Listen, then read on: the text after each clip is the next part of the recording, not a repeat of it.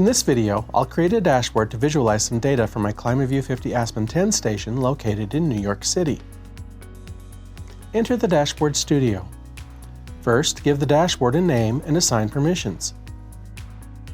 I'm going to allow anyone in my owners group to have access to this dashboard. Now, I can save the dashboard and I'm ready to start adding some components to the dashboard canvas.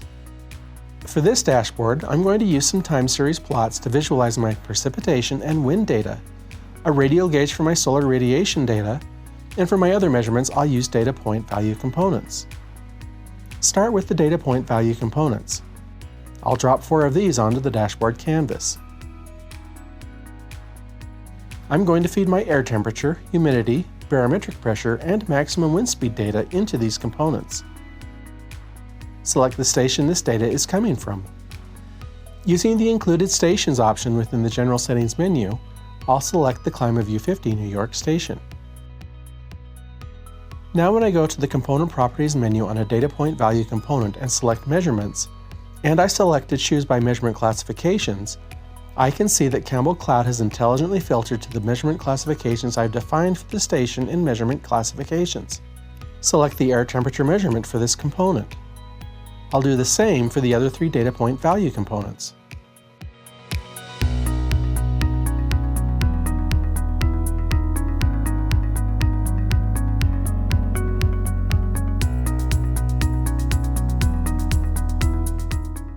Data is now feeding into the 4 data point value components.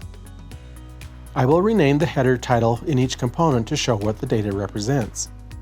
Since I chose the measurements based off measurement classification, and since dynamic units are selected, the units for these measurements are already defined. Place a wind plot chart onto the dashboard canvas to plot the wind speed and wind direction data over time. I want to show the last 3 hours of wind data on the wind plot, so I select a period of 3 hours from the time period selection within the component properties of the wind plot component. When I select Measurements and select to Choose Measurements by a measurement classification, Campbell Cloud will filter the measurements to the wind speed measurement available for the station. Since the wind plot component is designed specifically for inputting wind data, Campbell Cloud knows this and has automatically done some extra filtering to find those components. I'll do the same to select my wind direction data. Now I can see the last 3 hours of wind data plotted over time. Notice as I hover over the wind plot, the tooltip not only shows the wind speed and wind direction, but it also automatically shows me the wind strength based off the Beaufort wind scale. I'll edit my wind plot component header and adjust its size and position on the dashboard. That's looking better.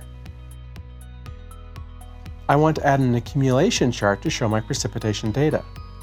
I'll select one of these from the component menu bar on the left and drop it onto the dashboard canvas under my wind plot. Since I don't want my dashboard to scroll, I'll make sure I select the No Scrolling toggle switch.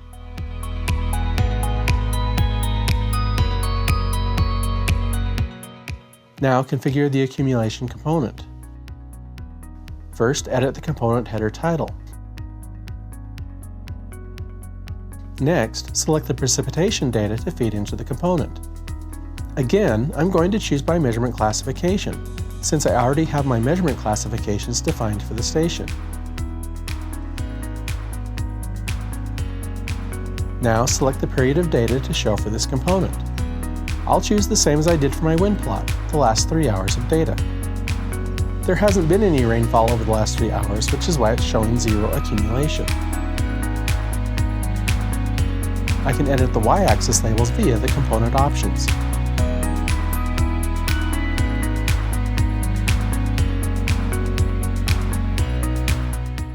Now I'm ready to add a radial gauge for the solar radiation data.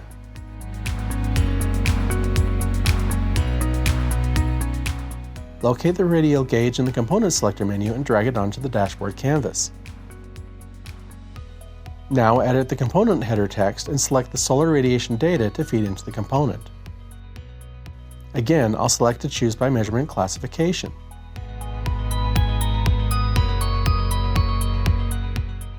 Finally, I need to go into the component options to edit a few settings.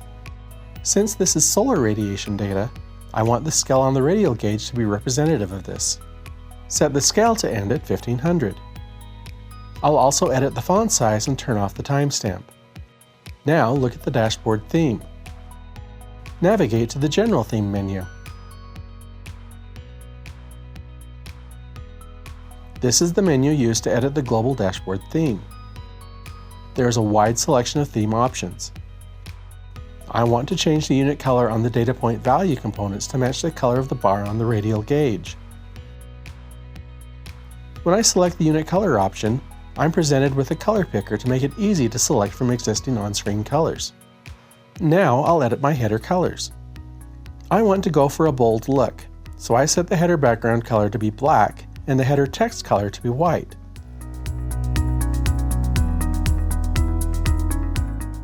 Set the grid padding to none to remove any spaces between components. Finally, I'll set the border radius to none to create square edges on all the components. Here's what this looks like. I'll save the dashboard, then select View All Dashboards. Now I can select the dashboard and open it in view mode. Expand the view to fill the screen. And it's complete. A dashboard quickly created to view data from a ClimateView 50 station.